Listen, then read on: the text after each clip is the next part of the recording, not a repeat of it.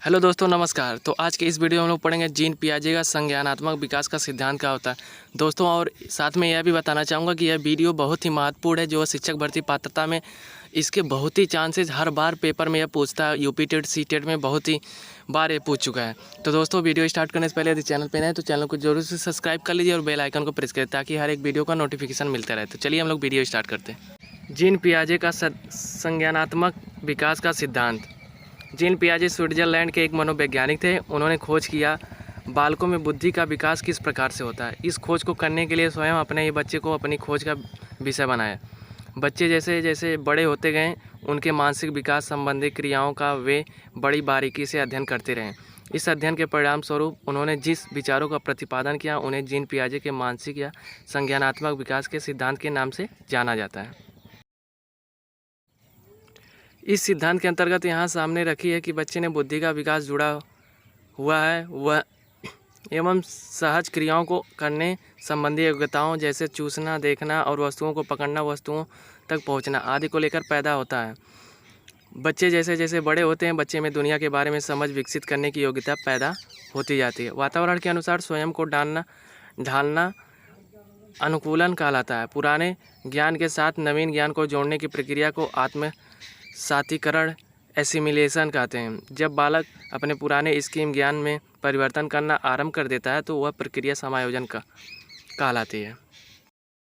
पियाजे के संज्ञानात्मक विकास के सिद्धांत के अनुसार हमारे विचार और तर्क अनुकूलन के भाग हैं। समझाना तो विकास एक निश्चित अवस्थाओं के क्रम में होता है।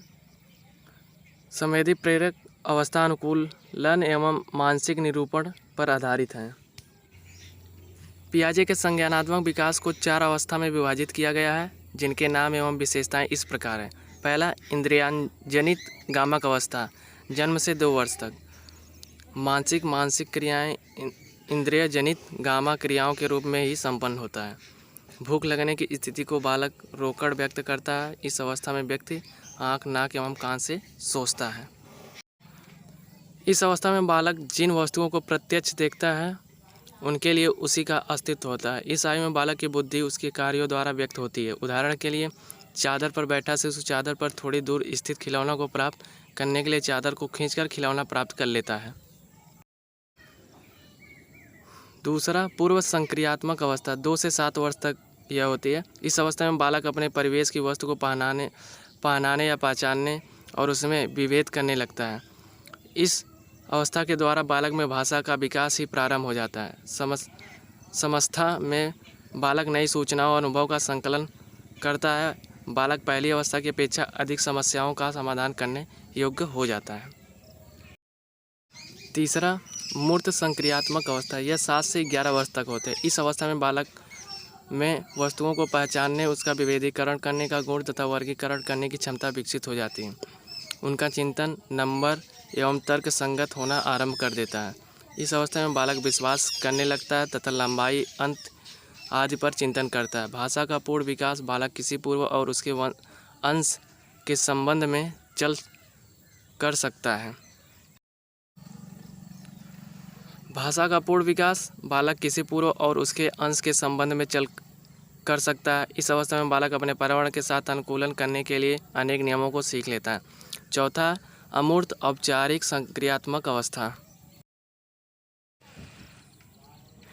चौथा जो है 11 वर्ष से आगे। औपचारिक अमूर्त संक्रियात्मक अवस्था 11 वर्ष से प्रौढ़ावस्था तक होती है। अमूर्त चिंतन ये अवस्था की प्रमुख विशेषता है। इस अवस्था में भाषा संबंधी योग्यता तथा संप्रेषणशीलता का विकास अधिक होता है। इस अवस्था में बालक अपने संक्रियात्मक को संगठित कर उच्च स्तर के संक्रियात्मक का निर्माण कर सकता है। इस अवस्था में बालक विभिन्न प्रकार की समस्याओं के समाधान के लिए अमूर्त नियमों का निर्माण कर सकता है।